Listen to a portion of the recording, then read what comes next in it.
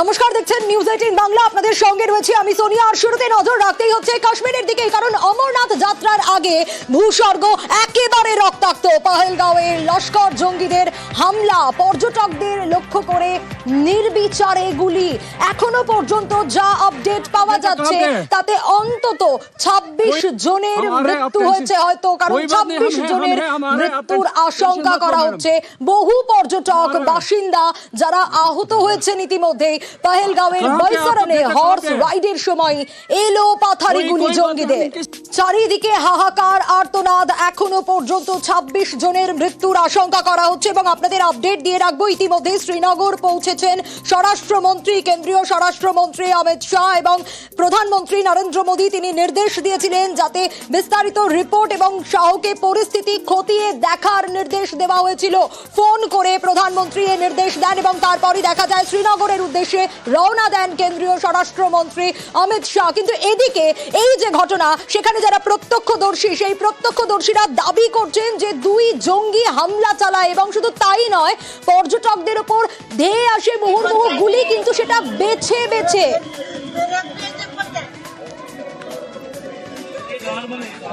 ইতিমধ্যেই হামলার দায় স্বীকার করেছে লস্কর ই তৈবা।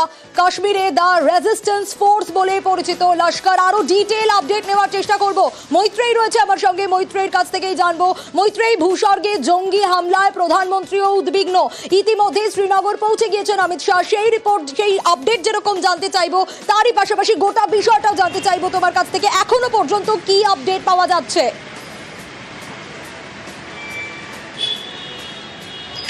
দেখো সোনিয়া, এখনো পর্যন্ত যেটা জানা যাচ্ছে যে স্বরাষ্ট্রমন্ত্রী অমিত শাহ তিনি ইতিমধ্যে পৌঁছে গিয়েছেন শ্রীনগরে এবং কিছুক্ষণ মধ্যে তিনি সমস্ত হাই অফিসিয়ালসদের সঙ্গে যে সুরক্ষা পরিস্থিতি রয়েছে তাই নিয়ে বৈঠক করতে পারেন। সেনাবাহিনীর নর্দার্ন আর্মি কমান্ডার তিনি পেহেলগাঁওয়ের উদ্দেশ্যে রওনা হয়ে গিয়েছেন এবং একই সঙ্গে ওমর আবদুল্লাহ তিনিও তার বাসভবন থেকে রওনা হয়ে গিয়েছেন পেহেলগাঁওয়ের উদ্দেশ্যে। ইতিমধ্যেই আমরা যেটা জানতে পারছি যে অন্তত পক্ষে 26 জনের মৃত্যু হয়েছে এই হামলার ঘটনায় এবং মৃত্যুর সংখ্যা আরও বাড়তে পারে। ফলে সাম্প্রতিককালের ডেডলিয়েস্ট অ্যাটাক অন সিভিলিয়ান্স বলেই কিন্তু এটা ধরা হচ্ছে পেহেলগামের এই অ্যাটাককে।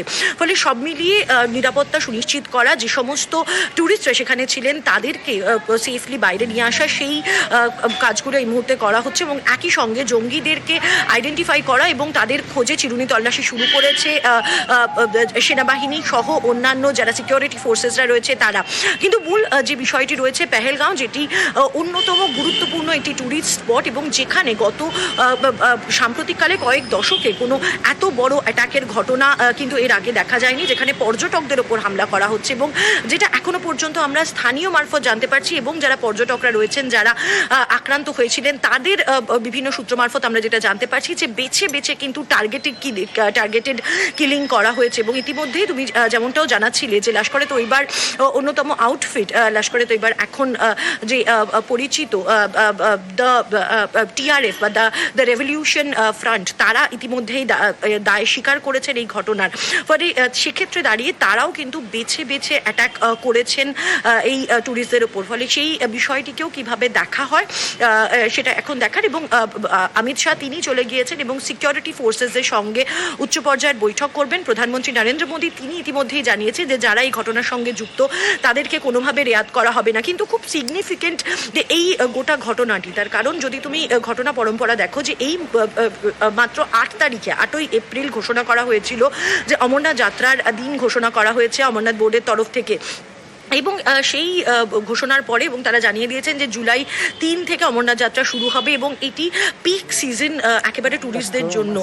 গরম পড়ে গিয়েছে এবং জম্মু কাশ্মীরের বিভিন্ন জায়গায়, মূলত ভ্যালির বিভিন্ন জায়গায়, সে পেহেলগাঁও হোক, গুলমার্গ হোক কিংবা শ্রীনগর হোক, সেখানে কিন্তু প্রচুর ট্যুরিস্টরা তারা এসে ভিড় করেন। সেই পরিস্থিতি এবং যখন ভারতে এই মুহূর্তে মার্কিন উপরাষ্ট্রপতি তিনি এই মুহূর্তে ভিজিট করছেন মিস্টার ভান্স, এবং সেই পরিস্থিতিতে দাঁড়িয়ে এই অ্যাটাক, সেটাকে কিন্তু ভারত অত্যন্ত সিরিয়াসলি দেখছে এবং সেই কারণে প্রধানমন্ত্রী তিনি দেশের বাইরে থাকলেও তিনি টেলিফোনে স্বরাষ্ট্রমন্ত্রীর সঙ্গে প্রয়োজনীয় কথাবার্তা সেরেছেন এবং তারপরে কিন্তু জরুরি বৈঠক সেরে স্বরাষ্ট্রমন্ত্রী তিনি বেরিয়ে গিয়েছেন দিল্লি থেকে। তিনি বৈঠক করবেন এবং এরপরে পরবর্তী পরিস্থিতি কিভাবে নিয়ন্ত্রণে আনা যায় তাই নিয়েও কিন্তু আলোচনা করা হবে। তার কারণ পেহেলগামের উপর এই অ্যাটাক শুধুমাত্র যে একটি টেররিস্ট অ্যাটাক তাই নয়, তা কিন্তু একটা বড়সড় অ্যাটাক সেখানকার ট্যুরিজমের উপরেও। স্থানীয় যারা ব্যবসায়ীরা রয়েছেন তারা একাধিক ক্ষেত্রে তারা বলেছেন যে এর আগে পর্যন্ত যে বিভিন্ন ঘটনা ঘটেছে সেখানে কখনোই তাদের রুজির উপর হামলা হয়নি। তার কারণ তারা আশঙ্কা করছেন যে এই হামলার ফলে একটা বড়সড় প্রভাব পড়বে কিন্তু ট্যুরিজমের উপর এবং বিশেষত পেহেলগাম সহ তার আশেপাশের এলাকার ট্যুরিজমের উপর। ফলে যেটা কেন্দ্র সরকার চাইছিল যে খুব স্বাভাবিকের দিকে নিয়ে আসা, জম্মু কাশ্মীরের পরিস্থিতি আরো বেশি স্বাভাবিকের দিকে নিয়ে আসা 2019-এর পর থেকে ধীরে ধীরে পেহেলগামের এই অ্যাটাকের পরে কিন্তু সেই পরিস্থিতি অনেকটাই বদলে যাবে। একেবারে মৈত্রী, অবশ্যই আমাদের নজর থাকবে এবং নিরাপত্তা সুনিশ্চিত করা, সেফলি বাইরে বের করে আনা সিকিউরিটি ফোর্সেস কাজ করছে, কারণ এত বড় হামলার ঘটনা। এবং ওমর আব্দুল্লাহ তিনিও পেহেলগামের উদ্দেশ্যে রওনা হয়েছেন এবং প্রধানমন্ত্রী তিনি ইতিমধ্যে স্বরাষ্ট্রমন্ত্রীকে নির্দেশ দিয়েছিলেন। তারপর আমরা দেখেছি যে শ্রীনগরের উদ্দেশ্যে রওনা স্বরাষ্ট্রমন্ত্রীর। অবশ্যই আমাদের নজর থাকবে। আর তারই পাশাপাশি দুঃখ প্রকাশ করেছেন এই ঘটনায় মুখ্যমন্ত্রী মমতা বন্দ্যোপাধ্যায়। অমরনাথ যাত্রার আগে রক্তাক্ত ভূস্বর্গ, এখনো পর্যন্ত 26 জনের মৃত্যুর আশঙ্কা করা হচ্ছে এবং এই ঘটনায় দুঃখ প্রকাশ করেছেন মুখ্যমন্ত্রী মমতা বন্দ্যোপাধ্যায়। এক্স হ্যান্ডেলে তার এই পোস্ট, যে পোস্টের দিকে নজর রেখেছি আমরা।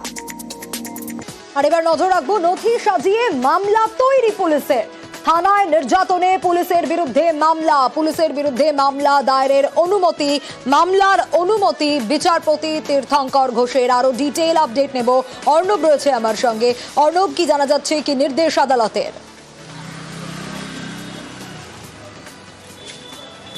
দেখো, সাম্প্রতিক সময়ে আমাদের রাজ্যে কাস্টোডিয়াল টর্চার বা হেফাজতে নির্যাতন সংক্রান্ত একাধিক মামলা হয়, কিন্তু মেদিনীপুরের এই থানাতে যাদবপুর কাণ্ডের প্রতিবাদে 1 মার্চ যে ঘটনা ঘটেছিল তার প্রতিবাদে 2 ছাত্র সংগঠন এসএফআই এবং এআইডিএসও তাদের তরফে 2 পড়ুয়া মেদিনীপুর কলেজে তারা প্রতিবাদ জানাচ্ছিলেন এবং তাদের আটক, প্রিভেন্টিভ অ্যারেস্টের নামে তাদের ওপর নির্যাতন হয় প্রাথমিকভাবে আদালত মনে করছে।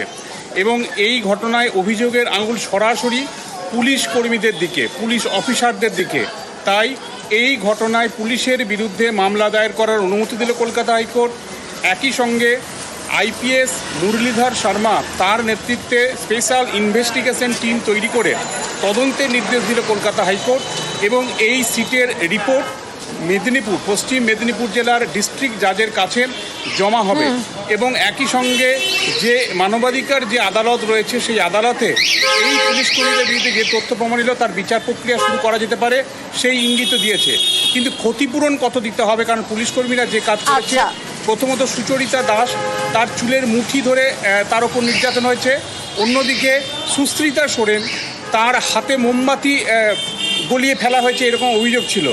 এই ধরনের ক্ষেত্রে ক্ষতিপূরণের পরিমাণ কী হবে, ক্ষতিপূরণ কী হতে পারে সেই সংক্রান্ত বিশদ শুনানি জুলাই মাসে হবে। তারপরে এই বিষয়টি আরও সুনির্দিষ্ট হবে। বেশ অর্ণব। চোর স্লোগান দিয়ে বিজেপির মিছিল, আর সেখানেই চুরি। হ্যাঁ, চুচুড়ায় বিজেপির মিছিলে পকেট মার। বিজেপির মিছিলে চোর স্লোগান, আর চোর স্লোগান দিয়ে বিজেপির মিছিলেই চোর। দেখুন, হুগলি বিজেপি সাংগঠনিক জেলার ডিএম অফিস অভিযান, আর ঘড়ির মোড়ে মিছিল পৌঁছতেই বিজেপি নেতার পকেট মারি।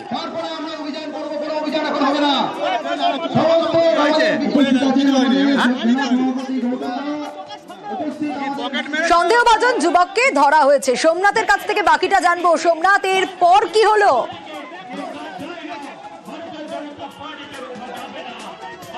হ্যাঁ দেখো, যে এই যে আজ বিজেপির অভিযান ছিল, বিজেপির ডিএম অফিসের অভিযানে আজ সুকান্ত মজুমদার ছিলেন সেখানে, এবং জেলা বিজেপির জেলা সাংগঠনিক যে সভাপতি তারা ছিলেন এবং বিজেপি কর্মীরা ছিলেন। যে এই যে চোর স্লোগান, আস্তে আস্তে চোর স্লোগান তারা দিতে দিতে ঘড়ির মোড় অব্দি এসে পৌঁছায়। ঘড়ির মোড়ে এসে পৌঁছে যে বিজেপি সমর্থক, সেই বিজেপি সমর্থক এক বিজেপি কর্মীরই পকেট মেরে মানি ব্যাগ বের করে নেয়।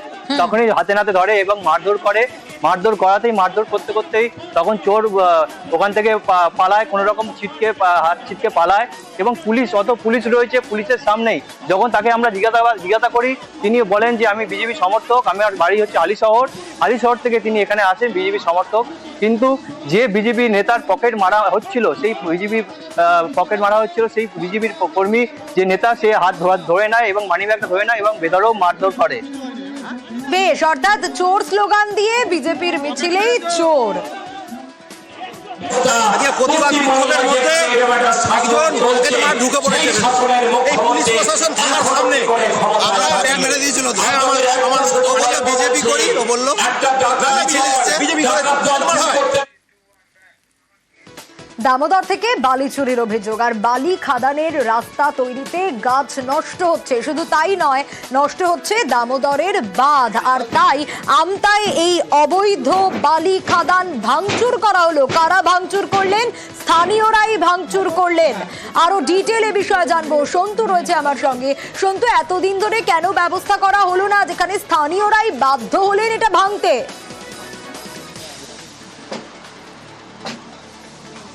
সেই প্রশ্নটাই তুলছে কিন্তু স্থানীয় বাসিন্দারা। আমরা কিছুদিন আগেই দেখিয়েছিলাম আমতা 2 নম্বর ব্লকের গাজীপুর গ্রাম পঞ্চায়েতের যে খড়িয়া এলাকা, সেখানে কিন্তু বালি খাদান তৈরির জন্য বনশ্চন নষ্ট করে কিন্তু রাস্তা তৈরি করা হয়েছে, এমনটা কিন্তু স্থানীয়দের অভিযোগ ছিল। তারপরে দেখা যাচ্ছে যে বেশ কিছুদিন ধরে কিন্তু ওই দামোদরের বুকে কার্যত বোর্ড নামিয়ে পাইপের সাহায্যে বিপুল পরিমাণে বালি কিন্তু তুলে সেটা দামোদরের পাড়ে মজুত করা হয়েছে। স্থানীয় বাসিন্দারা নজরে আসতেই কিন্তু আজ বিক্ষোভে ফেটে পড়েন স্থানীয়রা এবং বালি খাদানের যে অস্থায়ী ঘর, সেই ঘর কিন্তু ভাঙচুর করা হয় স্থানীয়দের পক্ষ থেকে। স্থানীয়দের দাবি, যেমন বনসৃজন নষ্ট করা হয়েছে এই বালি খাদানের জন্য, তেমনই যেভাবে পাইপের সাহায্যে বালি তোলা হচ্ছে তাতে কিন্তু বন্যা নিয়ন্ত্রণে রাজ্য সরকার যে দামোদরের পার বাঁধানোর কাজ করছে সেটা কিন্তু ক্ষতিগ্রস্ত হবে। এর জন্যই আজকে স্থানীয়রা কার্যত বালি খাদানের যে ঘর সেই ঘরে ভাঙচুর করে। যদিও আমতা 2 নম্বর ব্লকে যিনি বিএলআর আছেন তিনি বলেছেন তিনি ইতিমধ্যেই কিন্তু ঘটনার তদন্ত করেছেন এবং যারা করছে তাদের বিরুদ্ধে কিন্তু শোকজ নোটিশ দেওয়া আছে এবং আগামী দিনে আইনত ব্যবস্থা নেওয়া হবে। জানিয়ে রাখি, যেটা সূত্র মারফত জানা যাচ্ছে সেচ দপ্তরের তরফ থেকে কিন্তু দুজনের বিরুদ্ধে আমতা থানায় এই ঘটনায় এফআইআর করা হয়েছে। বেশ, ইয়াবা ট্যাবলেট সহ 2 নেতাকে গ্রেপ্তার করা হয়েছে। নাগাল্যান্ড থেকে কোচবিহারে ইয়াবা ট্যাবলেট পাচার আর সোমবার রাতে গ্রেপ্তার করা হয়েছে বেঙ্গল এসটিএফ এর তরফ থেকে। আরো বিস্তারিত জানাতে পারবে শুভঙ্কর রয়েছে আমার সঙ্গে। শুভঙ্কর, ইতিমধ্যেই 2 নেতাকে দল থেকে বহিষ্কার করা হয়েছে, কিন্তু কতদিন ধরে এই কারবার চলছিল?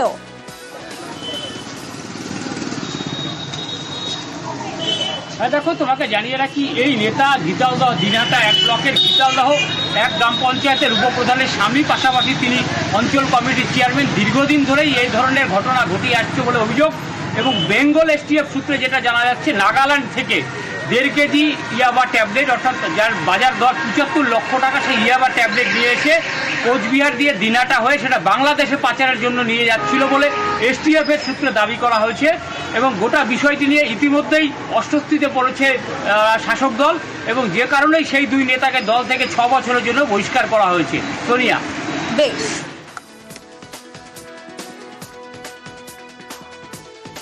সরকারি বনসৃজন প্রকল্পের গাছ কেটে পিকনিক হচ্ছে। হ্যাঁ, এমনটাই অভিযোগ। কার বিরুদ্ধে অভিযোগ? পাঁশকুড়ার বিজেপি নেতার বিরুদ্ধে। থানা ও বন দপ্তরে অভিযোগ পঞ্চায়েত প্রধানের। 20 থেকে 25টি গাছ কেটে নেওয়ার অভিযোগ। সুজিত রয়েছে আমার সঙ্গে।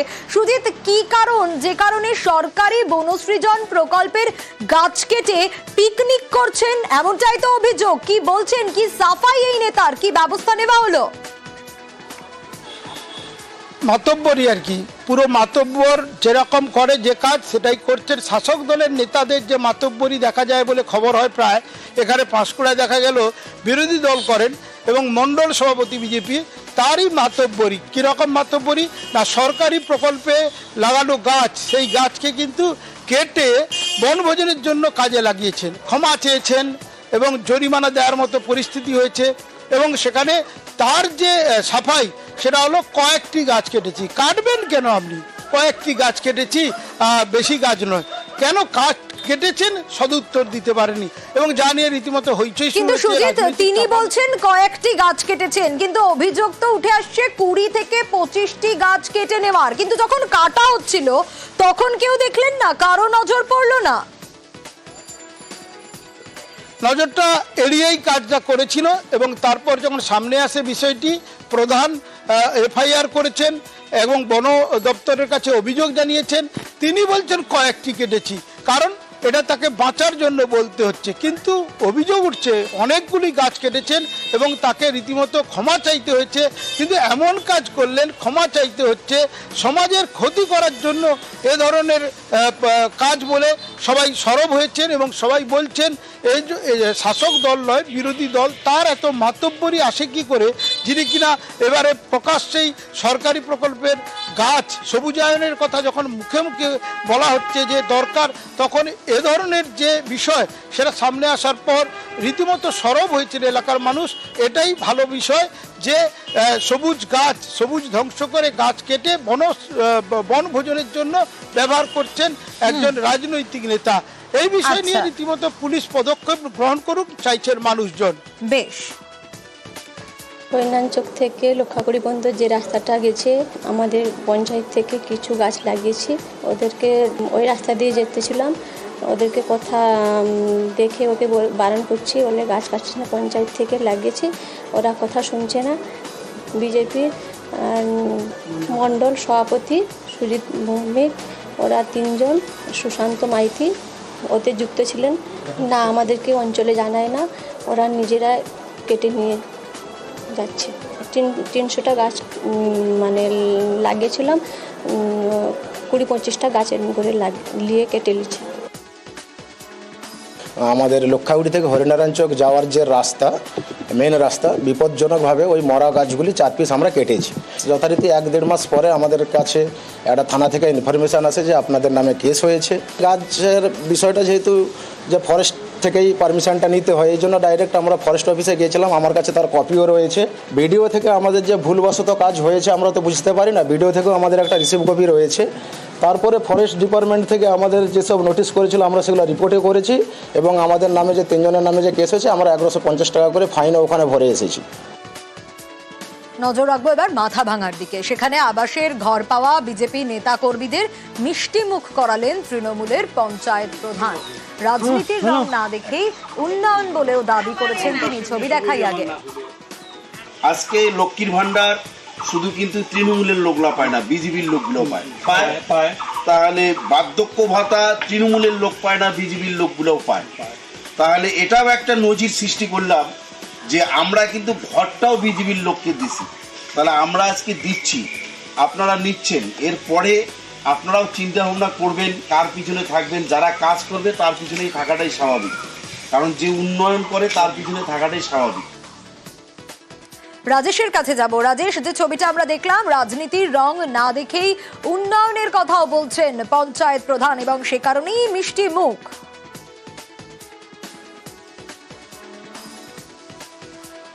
দেখো, একদমই তাই। মাথাভাঙা 2 ব্লকের নিশিগঞ্জ 2 গ্রাম পঞ্চায়েতের ভোগমারা এলাকায় স্থানীয় নিশিগঞ্জ 2 গ্রাম পঞ্চায়েত প্রধান কিন্তু এলাকায় যান এবং আবাসের যে ঘরের কাজ হচ্ছে সেটা খতিয়ে দেখেন। পাশাপাশি ওই এলাকায় যারা বিজেপি কর্মী এবং নেতারা বাংলা আবাস যোজনার ঘর পেয়েছেন তাদের সঙ্গে কথা বলেন। উন্নয়নের পশ্চিমবঙ্গ সরকারের যে উন্নয়নমূলক কাজ সে খতিয়ান তাদের সামনে তুলে ধরেন।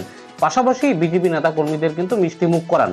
প্রধানের যেটা বক্তব্য যে বর্তমান সরকার কিন্তু দলমত নির্বিশেষে যারা গরিব তাদের পাশে দাঁড়ান এবং সেই উন্নয়নের যে ধারা সেই ধারা অব্যাহত রয়েছে। সকলেই পশ্চিমবঙ্গ সরকারের উন্নয়নের তারা সামিল হচ্ছেন, সকলেই দলমত নির্বিশেষে সবাই কিন্তু সেই উন্নয়ন পাচ্ছেন।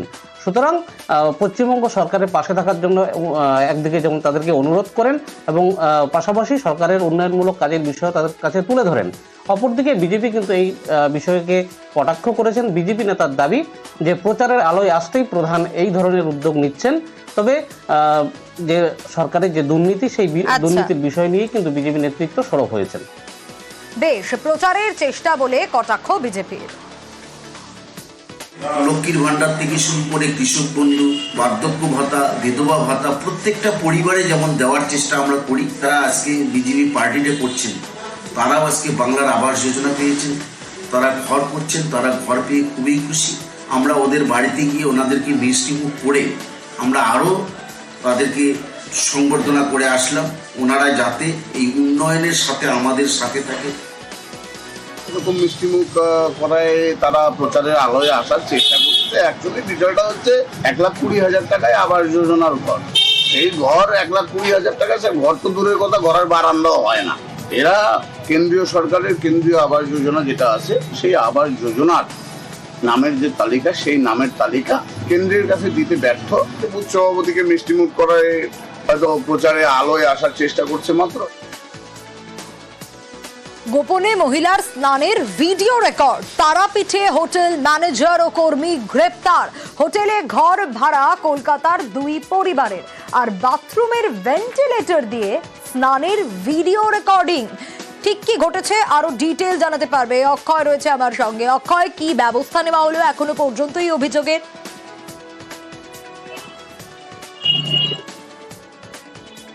দেখো, তোমাকে জানিয়ে রাখি, গত 14 তারিখে কলকাতা থেকে 2টি পরিবার তারাপীঠে এসেছিলেন মা তারার কাছে পুজো দেওয়ার উদ্দেশ্যে। সেই মতো একটি বেসরকারি হোটেলে উঠেছিলেন এবং সেখানেই কিন্তু ভয়াবহ ঘটনা সামনে এলো।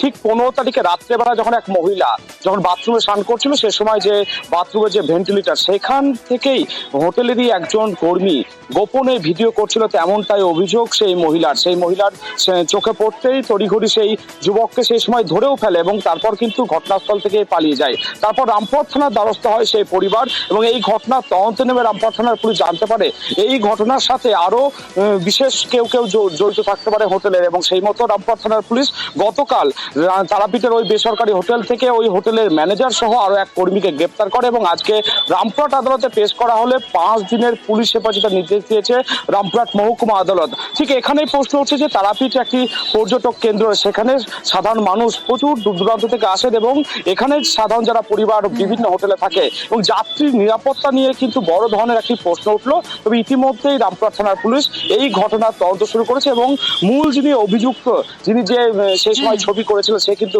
এখন পলাতক আছে এবং তার খোঁজে ইতিমধ্যে রামপুরহাট থানার পুলিশ। বেশ,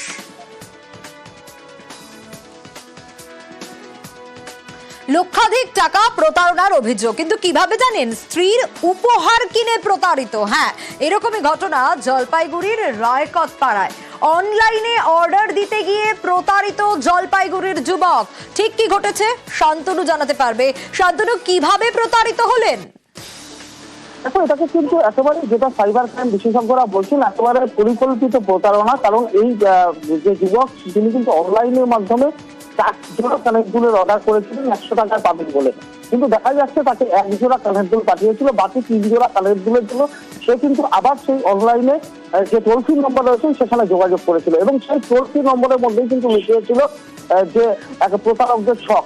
সেখান থেকে অ্যাপ ডাউনলোড করতে বলা হয় এবং সেই অ্যাপ ডাউনলোড করতে গিয়ে দেখা যায় যে তার মুহূর্তের মধ্যে তার মোবাইল থেকে এবং তার অ্যাকাউন্ট হ্যাক করে অ্যাকাউন্ট থেকে লক্ষাধিক টাকা গায়েব। জলপাইগুড়ি সাইবার থানায় অভিযোগ যুবকের।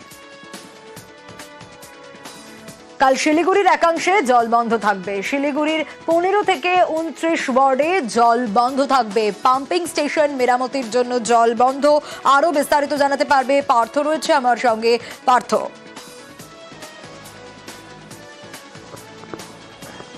একেবারে দেখো, ঝঙ্কার মোড়ে যে পাম্পিং স্টেশন রয়েছে সেখানে যে জল স্টোরেজ করা হয় রিজার্ভারে, সেখান থেকে কিন্তু এই সংশ্লিষ্ট ওয়ার্ডগুলিতে জল সরবরাহ হয়ে থাকে প্রতিদিন। কিন্তু সেই পাম্পিং স্টেশনে মেরামতির জন্য আজ রাত থেকে কাজ শুরু হচ্ছে। আগামীকাল শিলিগুড়ি 15 থেকে 29 এই ওয়ার্ডগুলিতে কিন্তু পানীয় জল পরিষেবা একেবারে ব্যাহত থাকবে। আর সঙ্গে আরও 2টি ওয়ার্ড কিন্তু এফেক্টেড হতে পারে, লাগোয়া 2টি ওয়ার্ড। যদিও যেহেতু গরম পড়েছে এবং এই পানীয় জলে হাহাকার দেখা যেতে পারে, আমরা এর আগেও তাও দেখেছি শহরের মধ্যে, কিন্তু পুরসভা বাড়তি উদ্যোগ নিয়েছে। এই সংশ্লিষ্ট ওয়ার্ডগুলো, যে ওয়ার্ডে কালকে জল মিলবে না, সেখানে 35টি জলের ট্যাঙ্ক যেমন পাঠাচ্ছে পুরসভা, ঠিক তেমনি 1 লাখ জলের পাউচ সকাল থেকে বিলি করবে পুরসভা বড় অফিসের মাধ্যমে, যাতে সাধারণ মানুষের জল কষ্ট ভুগতে না হয়। মেয়রের দাবি যে আগামীকাল সকালের দিকে আংশিকভাবে কিছু ওয়ার্ড জল পেতে পারে, কিন্তু দুপুরের পর থেকে জল মিলবে না। যদিও তা পরশু দিন অর্থাৎ বৃহস্পতিবার সকাল থেকে কিন্তু আবার জল পরিষেবা স্বাভাবিক হবে, এমনটাই জানাচ্ছেন মেয়র। যেহেতু এই সংস্কার করাটা অত্যন্ত জরুরি, সেই জন্যই কিন্তু রাতারাতি যুদ্ধকালীন তৎপরতা সেই কাজ করছে দপ্তর। আমাদের ঝঙ্কারে যে মেন ওয়াটার সাপ্লাইয়ের মেকানিজম, সেখানে কিছু রিপেয়ারিংয়ের প্রয়োজন হয়েছে এবং সেই রিপেয়ারিংয়ের জন্য আমাদের কলেজ পাড়ার ট্যাঙ্ক আর রথখোলার যে ট্যাঙ্ক দুটো আছে সেই ট্যাঙ্ক দুটোতে জল পরিষেবা সকালবেলা পার্শিয়ালি থাকবে কালকে, কিন্তু তারপরে আর থাকবে না। দুর্গাপুরের কাকসা, সেখানে তীব্র জল সংকট। কাকসার মলানদিঘি বাস স্ট্যান্ডের টিউবওয়েল খারাপ, কিন্তু কেন? জল সংকট সমাধানের আশ্বাস কি পাওয়া যাচ্ছে? কতদিন ধরে খারাপ? অর্পণ জানাতে পারবে। অর্পণ, কতদিন ধরে এরকম অবস্থা? প্রশাসন কি বলছে? দেখো, একেবারেই কাকসার মলানদিঘি পঞ্চায়েত অন্তর্গত যে বিষ্ণুপুর বাস স্ট্যান্ড রয়েছে, সেখানে কিন্তু প্রায় 3 থেকে 4 মাস ধরে কিন্তু পানীয় জলের সমস্যা। কারণ সেখানে মাত্র 2টি টিউবওয়েল রয়েছে। সেখান থেকে টিউবওয়েল তো রয়েছে, কিন্তু সেখানে জল একেবারেই পড়ে না বললেই চলে, কারণ সেই টিউবওয়েলগুলি বিকল এবং সেখান থেকে কিন্তু পানীয় জল পাওয়া যায় না, এমনই অভিযোগ করছে স্থানীয় ব্যবসায়ী থেকে এলাকার মানুষ। সেক্ষেত্রে কিন্তু তারা যখন বারবার আবেদন করেছিলেন পঞ্চায়েতের কাছে, তারা কিন্তু তাদের প্রতিশ্রুতি পূরণ করেনি এবং সংবাদ মাধ্যম যখন সেখানে যায় তারপরেই কিন্তু 24 ঘন্টার মধ্যে কিন্তু একেবারেই এই পানীয় জলের ব্যবস্থা করে দেবেন বলে কিন্তু পঞ্চায়েত থেকে জানিয়েছেন তারা। বেশ। জুট মিল বন্ধ, কেন? শ্রমিক অসন্তোষ। হালিশহরে শ্রমিক অসন্তোষে বন্ধ হুকুমচাঁদ জুট মিল। 1 সপ্তাহে জুট মিলে কাজের সময় 2 শ্রমিকের মৃত্যু। আরো বিস্তারিত এই বিষয়ে জানাতে পারবে অরুণ, রয়েছে আমার সঙ্গে। অরুণ। হ্যাঁ, দেখো, হালিশহরে এই হুকুমচাঁদ জুট মিলে এশিয়ার বৃহত্তম জুট মিল। এখানে প্রায় 15,000 শ্রমিক 3 শিফটে কাজ করে। কিন্তু এই মিলের শ্রমিকদের দাবি হচ্ছে, এই গরমে তারা কাজ করছিল, তখন তাদের কোনো একটা ফ্যানের ব্যবস্থা নেই, কিচ্ছু নেই। এত পাটের গরম, মেশিনের গরম। 2 শ্রমিকের কিন্তু মৃত্যু হয় পরপর। কিন্তু মালিক কর্তৃপক্ষ কোনো রকম ক্ষতিপূরণ তো দূরের কথা, তাদের সঙ্গে বলতে গেলে তাদের অতিরিক্ত কাজের বোঝা তাদের চাপিয়ে দিচ্ছে।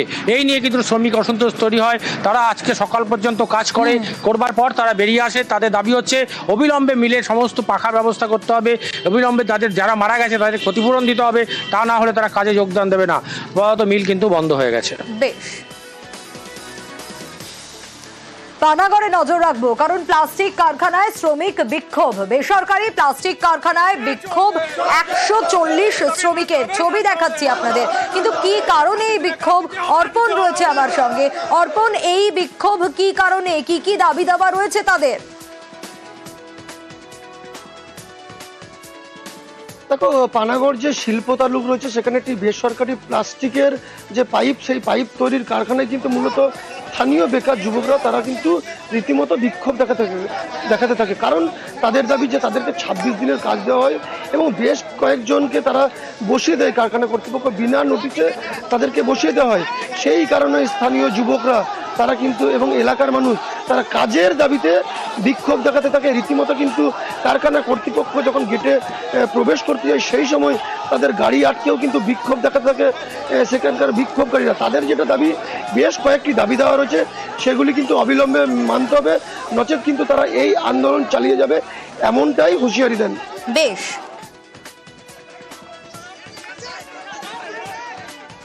পুরুলিয়া শহরের ছবি দেখাবো, আবর্জনার স্তূপ। কারণ সাফাই কর্মীদের কর্মবিরতি, 7 দিন ধরে এই কর্মবিরতি চলছে, আর তাতেই শহরবাসী একেবারে নাজেহাল হয়ে গেছে।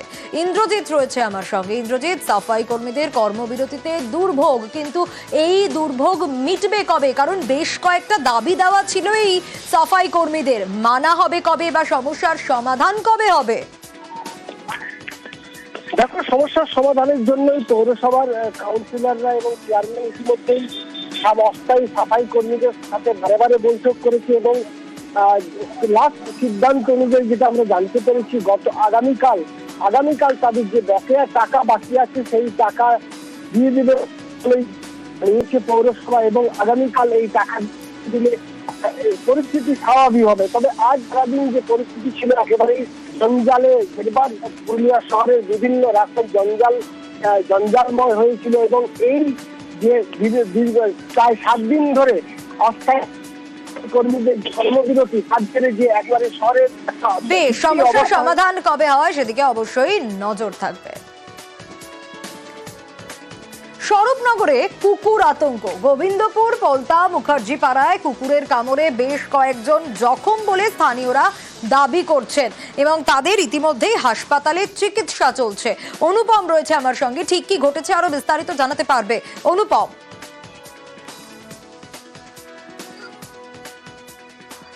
দেখো, এই যে স্বরূপনগরের গোবিন্দপুর মুখার্জি পাড়া সহ প্রায় 3টি এলাকায় কিন্তু বেশ কয়েকটি কুকুর কামড়াচ্ছে মানুষকে, শিশু থেকে বৃদ্ধ সকলকে কামড়াচ্ছে এবং এই 3টে এলাকায় কিন্তু একাধিক কুকুর একাধিক মানুষকে কামড়িয়েছে বলেই কিন্তু অভিযোগ এবং কোথাও 3জন কোথাও 4জন এরকম প্রচুর মানুষকে কামড়িয়েছে, যে কারণে কিন্তু এলাকায় রীতিমতো আতঙ্ক তৈরি হয়েছে। বেশ কয়েকজনকে যে স্বরূপনগর যে গ্রামীণ হাসপাতাল সেখান থেকে চিকিৎসা করে তাদেরকে ছেড়ে দেওয়া হয়েছে। বেশ কিছু শিশু এবং বয়স্ক লোক তাদেরকে স্বরূপনগর হাসপাতালে ভর্তি করে তাদের চিকিৎসা চলছে।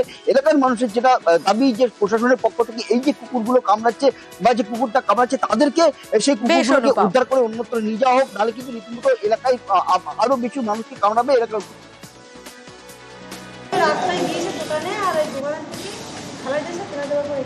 কি কি হয়েছিল? কি কোন কুকুর? কালো কুকুর, একটা কালো কুকুর, চেহারা ভালো না ছিল, সেই কুকুরই কামড় দিয়েছে। ও আরো অন্যকে কামড়িয়েছে? হ্যাঁ, ওই তো আছে একটা বাচ্চা, ও আমার বাড়িতে সারা 19 বছরের কালুর মৃত্যু। কে কালু? পথ কুকুর। সোদপুরে পথ কুকুরের শ্রাদ্ধানুষ্ঠান হলো। পশুপ্রেমীরা এই শ্রাদ্ধানুষ্ঠান করলেন সোদপুরের সুখচর এলাকায়। সুবীর রয়েছে আমার সঙ্গে। সুবীর, সেই ছবি আমরা দেখছি, পথ কুকুরের শ্রাদ্ধানুষ্ঠান করলেন তারা। হ্যাঁ দেখো, একদমই পানিহাটি সুকচর বাজার এলাকা। সেখানে এই 19 বছরের যে পথকুকুর যে কালু, তাকে কিন্তু ছোটবেলা থেকে কিন্তু মানুষ করেছিলেন এলাকার মানুষ থেকে শুরু করে পশুপ্রেমী যিনি রয়েছেন বিজয় সাউ, এবং 19 বছর বয়সে অসুখে এই যে মারা গিয়েছেন কালু, এবং তারপরে কিন্তু একটা শোকের ছায়া নেমে আসে গোটা এলাকায় এবং একদম সামাজিক প্রথা অনুযায়ী কিন্তু এই কালুর শ্রাদ্ধানুষ্ঠান করা হলো। এবং সেই জায়গা থেকে পশুপ্রেমী বিজয় সাউ যেমন ছিলেন, যে তাকে ছেলের মতো মানুষ করতেন, তার পাশাপাশি কিন্তু এগিয়ে এসছেন এলাকার মানুষ থেকে শুরু করে অন্যান্য যারা পশুপ্রেমী রয়েছেন। এই কালু শ্রাদ্ধানুষ্ঠানে কিন্তু প্রত্যেকে কিন্তু এইভাবেই কিন্তু তার শ্রাদ্ধানুষ্ঠান পালন করলেন। বেশ,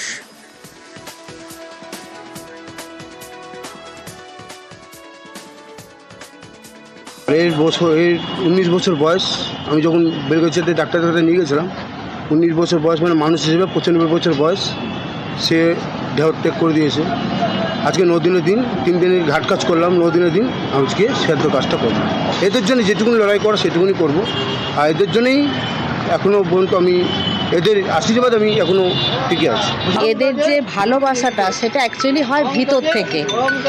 ভিতর থেকে যতক্ষণ পর্যন্ত এই জিনিসটা না আসে ততক্ষণ এই জায়গায় পৌঁছানো যায় না। কারণ মানুষেরটা তো লোক দেখানোর বিষয় থাকে, লোকে কি বলবে, বাবার শ্রাদ্ধ করতে হবে সেটা করে। এটা যারা এতটা ভিতর থেকে ভালোবাসে তারাই এই কাজটা করে।